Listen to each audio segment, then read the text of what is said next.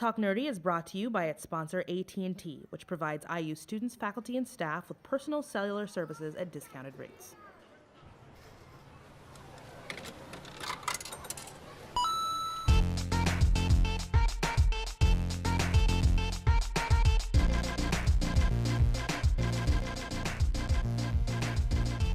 Talk Nerdy to Me, a conversation about technology's hottest topics at Indiana University and beyond.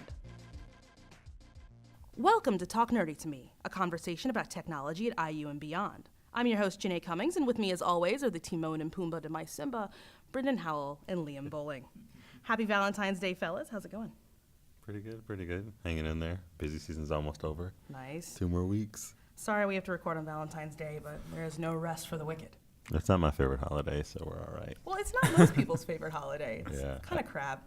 I think it would be better if it wasn't so close to Christmas. You spent all that money on Christmas, then you got to spend more money on Valentine's Day. At least Christmas is related to things rooted in tradition, whatever, religious or whatever. Valentine's Day is totally fake. It's all like flowers, chocolates. It's manufactured. It's nonsense. I feel like so many people make such a big deal about it, too. They do. And my Instagram feed is blown up with all of the engagements. No. It's all couple pictures and everything. Couple pictures and diamond rings.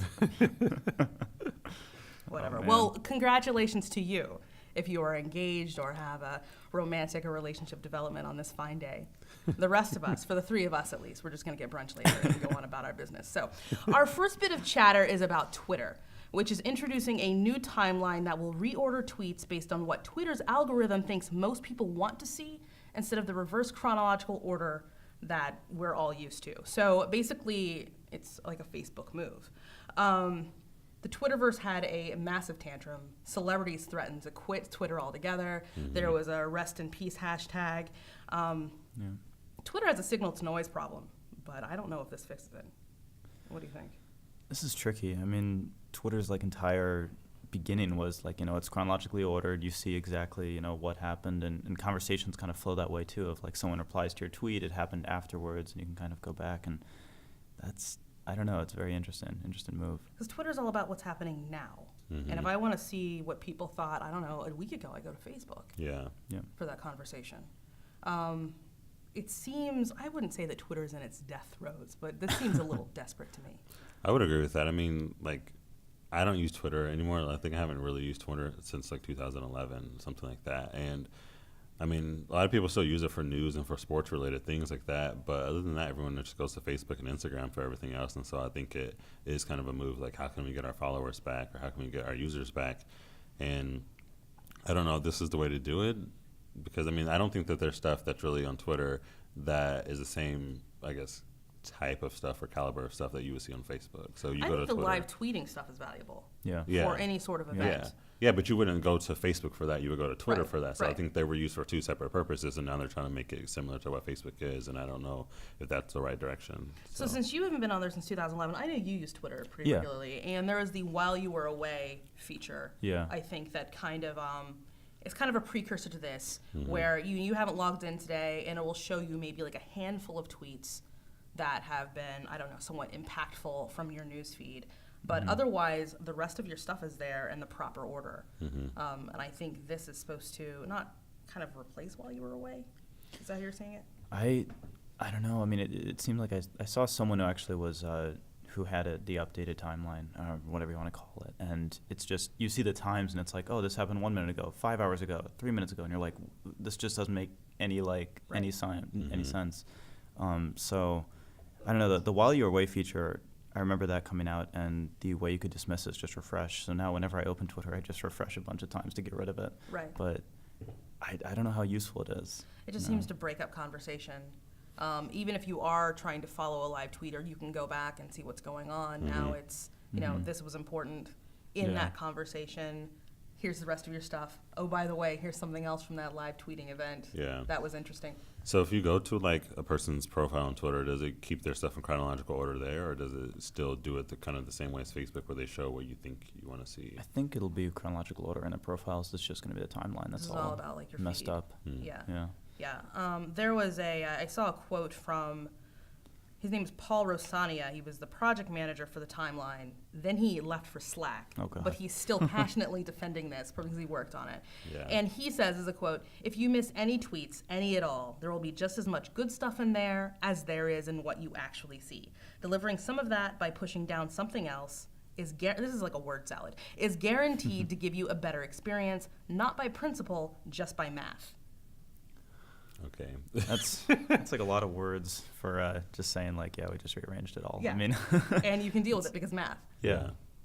I don't know. There's something about Twitter, like how its roots, it came from Jack Dorsey making I think it was for a dispatching service for like firemen or something. It started as that, and it's meant to be chronological. So this is just completely, just uprooting the entire beginning of Twitter. If this doesn't work, is this the end of Twitter? I don't know. Yeah, Can probably. they come back? They can't come back to reverse chronological order after something like this. I don't know. Yeah, I think once you go down that hole, you got to stick to your guns and You just gotta keep ride the going. ship. Yeah. Take it down to the bottom. Yeah. Didn't Twitter have an IPO They like a did. year or so ago? Yeah. They did. Yeah. And then they I did. ousted a bunch of people. Jack Mhm. Dorsey left. He came back. Mhm. And I think this is part of his, I don't know, re-gear Twitter campaign. Yeah. But I don't see how it works. Yeah. Yeah. I mean, I just know Twitter just doesn't have the following that it used to. No. So. Well, because there's too much nonsense. Yeah. Like, I think I particularly like live tweeting or watching other people live tweet TV shows, debates, events, things that get kind of immediate fun reactions to things. Yeah. I'm not really there for the conversation. I don't know anyone who is. Yeah. It's Mhm. mainly for like following celebrities. But then the thing that's interesting though is that Twitter is so ingrained even in, whenever you watch the news or you watch celebrities or whatever, it's always on the bottom of the screen, their name and then their Twitter handle. So that's kind of like a counter argument of like Twitter can't really go away. It's such like infrastructure, But on that note, I think that it's very much used for news, yeah. whether it's from Definitely. celebrities or sports or like current events and whatnot, and it's less for social media, which is what it kind of was when it first kind of boomed. And now it's like I said, it's just for news, and so all the social media stuff has been moved back to Facebook and back to Instagram, and that's where it's probably going to stay. And Twitter's Yeah. trying to pull those people back to Twitter, but I don't think it's going to happen. So. Yeah. Another thing, speaking of celebrities, we had the Kanye Wiz Khalifa kind of Amber Rose beef a couple weeks ago, and I won't say what all was involved with that. But I remember thinking at the time that Twitter is both the best and worst things for our society right Yeah. now. Like, it's hilarious to be able to see that. It's also terrible. Yeah.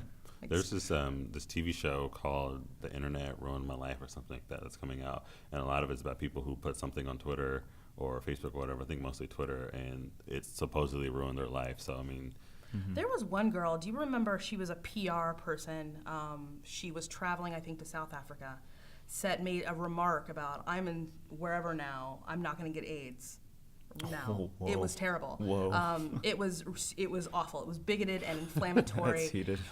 But she posts this. She only has maybe 200, 300 followers, and she's flying to South Africa. It's like a 14-hour flight, and Twitter blows up while she's on the plane. She doesn't know what's happening. Oh, no.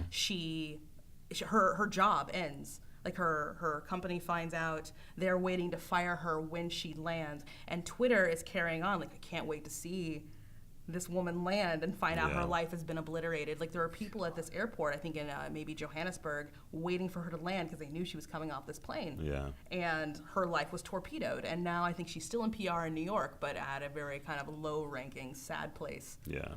So not in the standing. So, she effectively ruined her own life. It's not the Yeah. internet. You do that to Yeah. yourself. Yeah. Yeah. People are trying to find a scapegoat. Always, always. So February also brought the news that Alphabet, which is Google's umbrella company, unseated Apple as the most valuable in the world.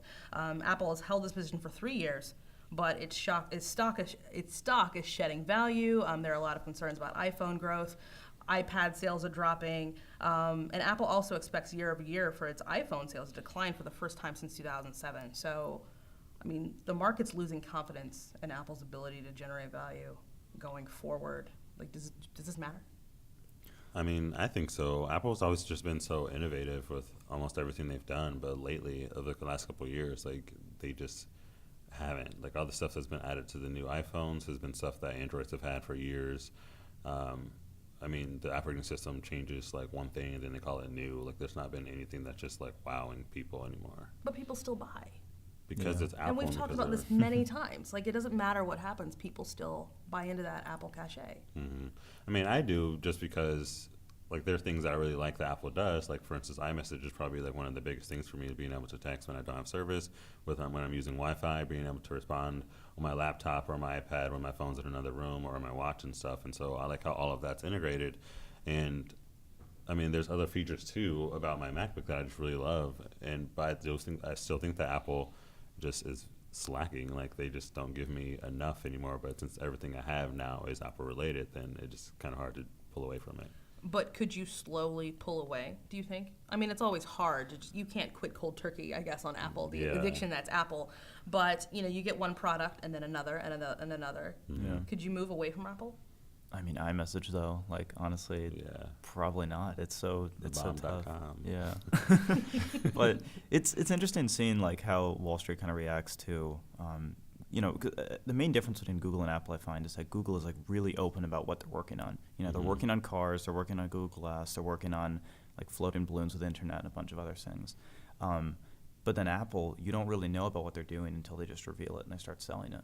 So I think it's kind of also showing that maybe being more transparent about what you're working on and show beta products kind of works in the advantage to the market too. And I'm guessing Apple's working on other things. They're probably working on VR. They're probably working on cars and stuff, but they just don't tell anyone about it. Well, they don't tell As anyone, opposed like to you were Google. saying, when things come out from Android or whomever else, and then we're going to give you something better 3 years from now. Yeah, How long can you coast on that? it's like I want to now. Yeah, I think the transparency would help just because, I mean, like you said, we know what Google is working on, and so we can anticipate what's going to come from them. But with Apple, they just keep everything so secretive, and so then when something does come out, they could have been working on this before Google came out with it, but they didn't Mhm. release it until after Google did. And so now it looks like they stole an idea from someone else, and it doesn't look like they're doing Right. their own thing anymore. Right. Pencil and Yeah. iPads and Yeah. everything else with. I mean, iPad Pro for sure. That was just Surface all the way. Bigger iPad. Related to this, though, Google CDO Sundar Pichai is now the country's highest paid CEO. I think thanks in large part to his Alphabet holdings. He has 273,000 plus shares. That's $650 million. I need that. How do we become? Killing it. I want to be CEO. What does Tim Cook make? Do we know? I don't know. I don't know. I don't think he has a salary at all. Is it like $1? I think he's at that dollar kind of range. Okay. But then his stock options, Yeah. a couple $100 million, something But like Google that. also has the highest market cap now, right? Mhm. Yeah, over Apple. See, I mean, Apple just needs to step it up, or at least tell people what they're doing. So all I you think see that's is it, yeah. go ahead. No, I think they just need to tell people, what they're working on. We're working on a car. We're trying to get it out by, this year or something like that, and I Hmm. think people will be a lot more interested. Something though, I mean, they've lost their top ranking. They're still number 2. Hmm. This isn't Oh, yeah. actually the end of the world. I mean, Yeah. it's an interesting headline, but But they were the number one for so long, though. Right. right.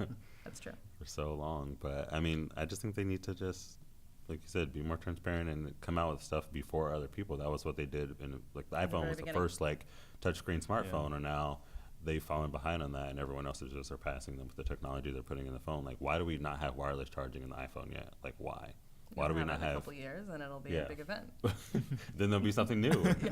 Then why do we not have NFC? I mean, we guess we have NFC for Apple Pay, but why is it not accessible by Yeah. other like developers and whatnot? Whereas you can do a lot more with it on Android phones. Like there's a lot of Bluetooth headsets out there now, or Bluetooth devices where you just tap your phone and it connects automatically. But with iPhones, you can't do that. You have to go through the manual process of connecting it via Bluetooth because they won't let anyone use the features that are already built into the phone. So Yeah. their innovation, in my opinion, is just kind of gone. But you guys are going to stick with them, so because Yeah. iMessage. Yeah, Honestly, I mean, it's that's- hard. That's kind of it. One day, if and when you find out, you will know. I've never had an iPhone. I don't know. I'll stay over here with my SMS text, in the dark ages with my advanced phone. One of the other nice things about iMessage, though, is that when you send pictures of videos, it doesn't like reduce the quality of it. Oh. It keeps it like full Yeah. quality. You can send like full files to each other too, which is kind of nice. Hmm. Well, that's nice. You want an iPhone now? No, I don't want an iPhone now, but that's a nice feature. Mhm. I don't think I've ever been able to send a video via text Yeah. because I always get the error message like, this file's actually too big, but my phone Yeah. created it. Why is it too big? Yeah. Why can't you just reduce the quality or something? It just doesn't even get out. Yeah. So. Next, I want to talk about the Singles in America survey, which is done by Match.com in partnership with Drs. Helen Fisher and Justin Garcia from the Kinsey Institute. The survey looks at the attitudes and behaviors of 5,600 single people across the U.S. and basically tells you what makes dating so hard and maybe how to get around it. Now, dating has nothing to do with this podcast, but data does. And the way data shapes technology, particularly, as young people using Tinder, Grindr, Match, eHarmony, OkCupid, whatever, it's pretty important. And this might be too complicated of a question, I'm not sure, but what do you think about the idea that data is being used to shape something as rudimentary and human as dating? I mean, looking at the Singles in America website and all the data that they've already kind of gathered and put into this nice, pretty website, I don't necessarily think that it's shaping our data or our dating, but I guess it would be if people went and read this and then they kind of changed the way they dated based on what they read on here. But a lot of people don't even know this exists. Right. But I think looking at it, it's very interesting to see all of this stuff put into different statistics and different information. Like, I mean, this is weighing in on politics. It's telling you how many emojis you can use before you start to turn someone off, which I think Yeah. is no more than 3. It is telling you how most people tend to date, what their political beliefs are. If, you should talk politics on the first date, if you should get sushi or you should get pizza on the first date, like that kind of thing. And if people are paying attention to this, it could change our behavior.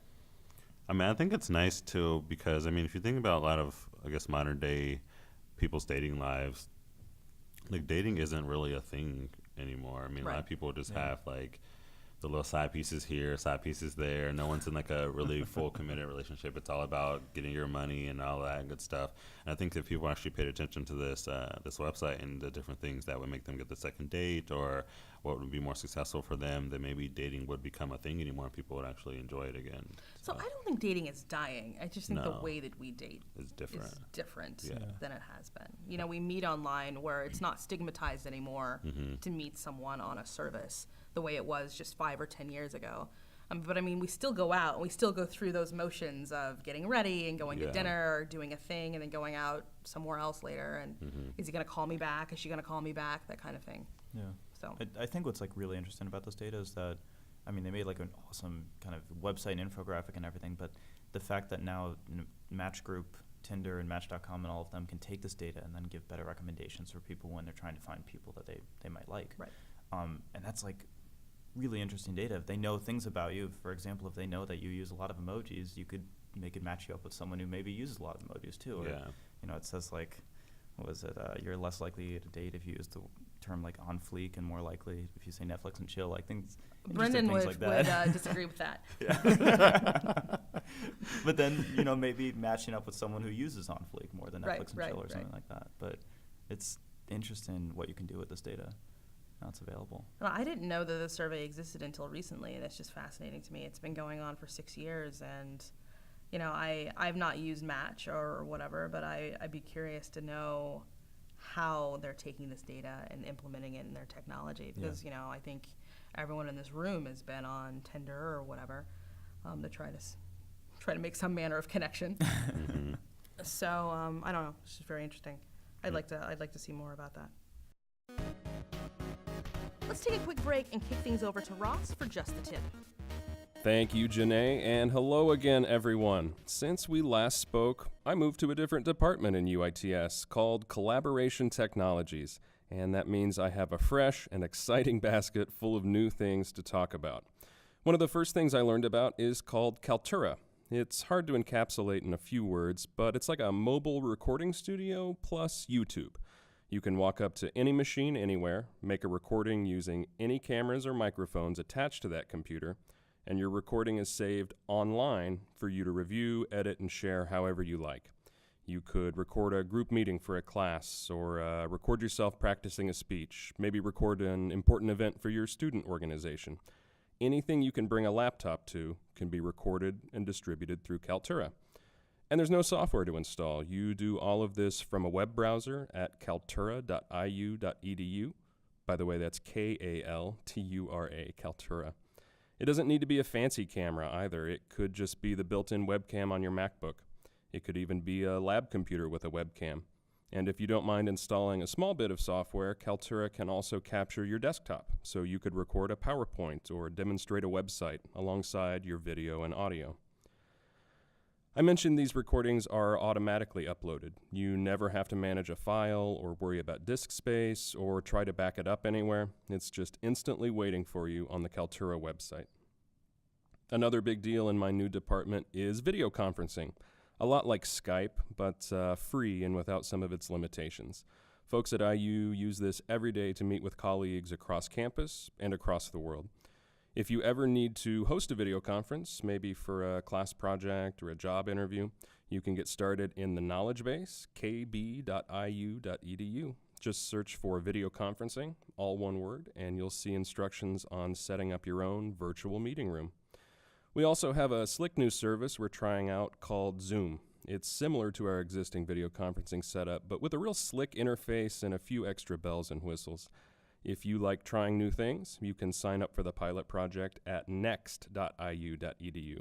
We would love having your help finding out if Zoom is right for IU.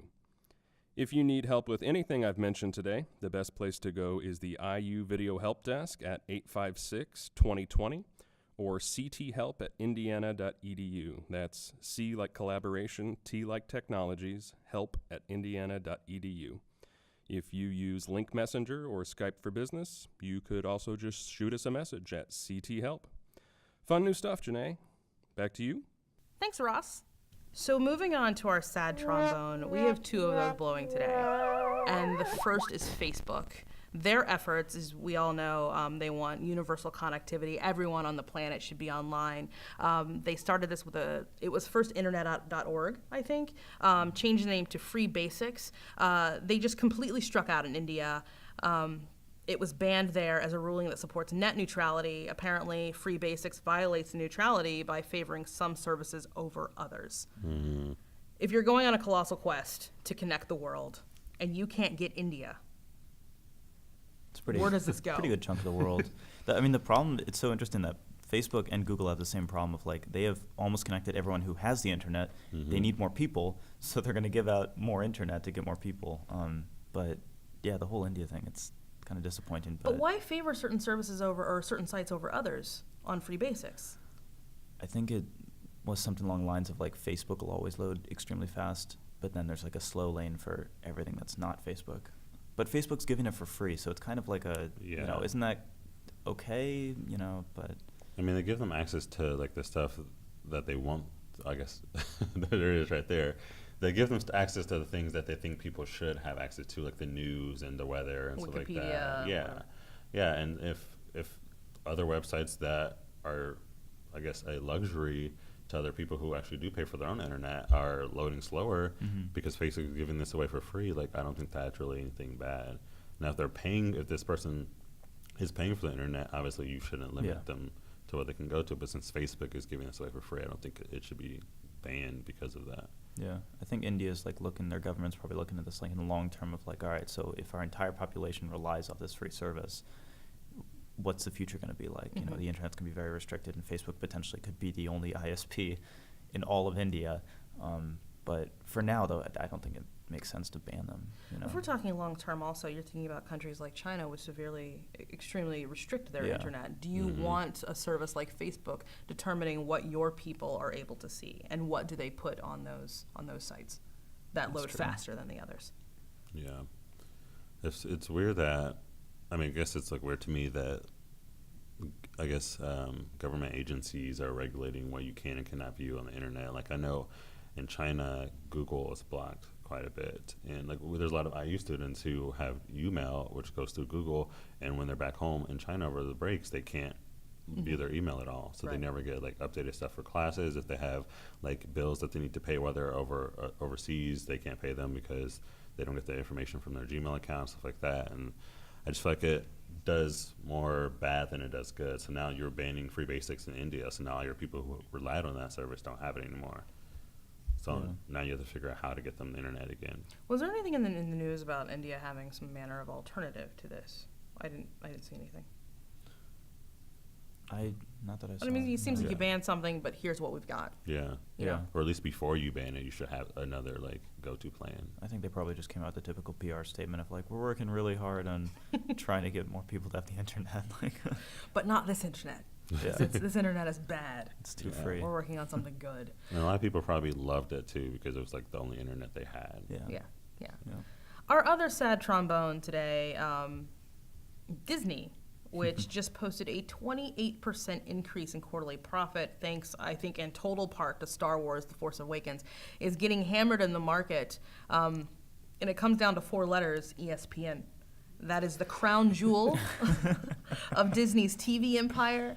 But cable cutting is Ruining killing it. it. I feel like we talked about this a couple episodes ago about ESPN and cable and everything. We may have a little bit, but I don't Yeah. think we knew its impact on Disney quite yet overall. Mm-hmm. Or that Star Wars basically saved Disney from having a pretty sad quarter.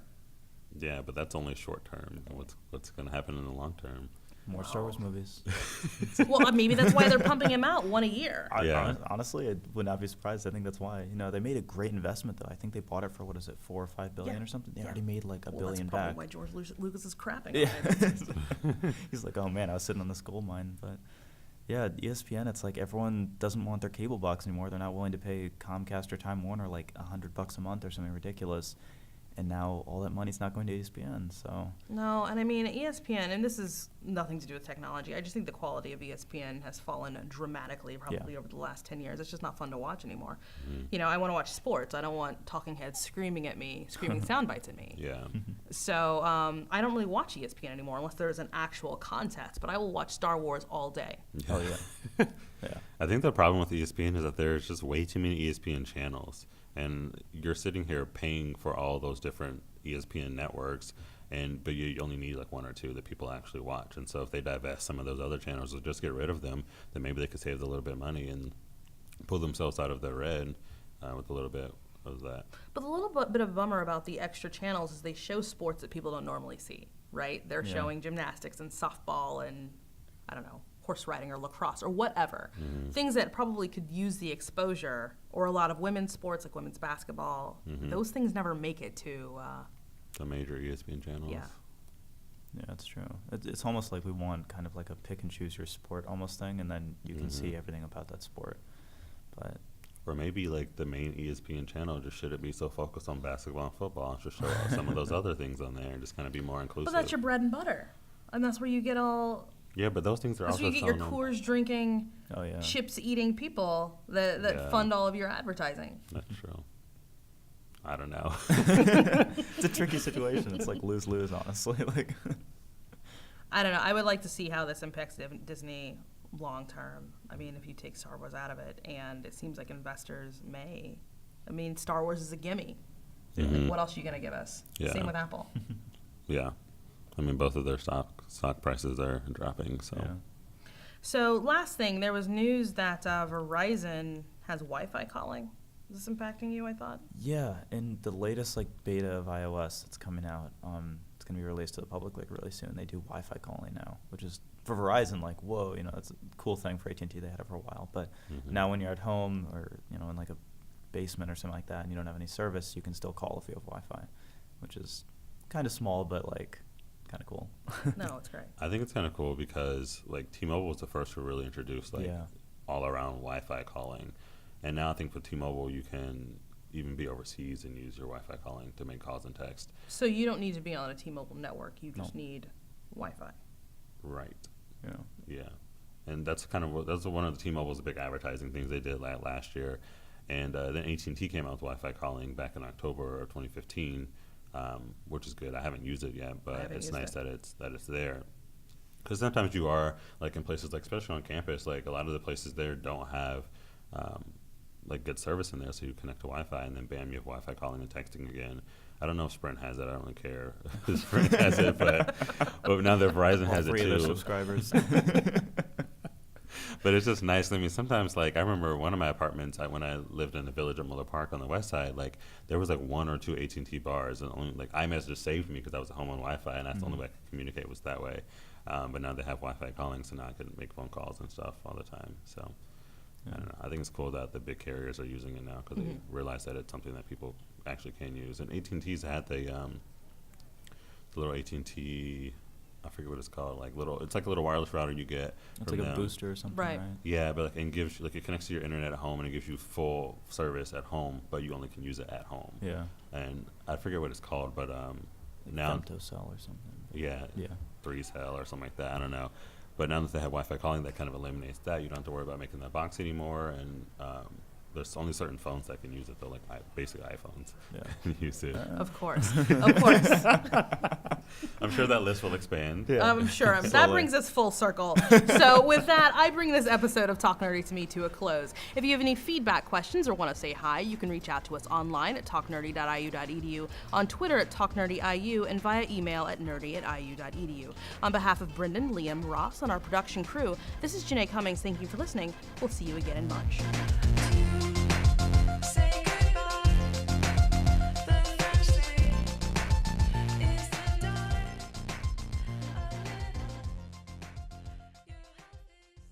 Talk Nerdy to Me is an official production of the IT Communications Office. Copyright 2016, The Trustees of Indiana University.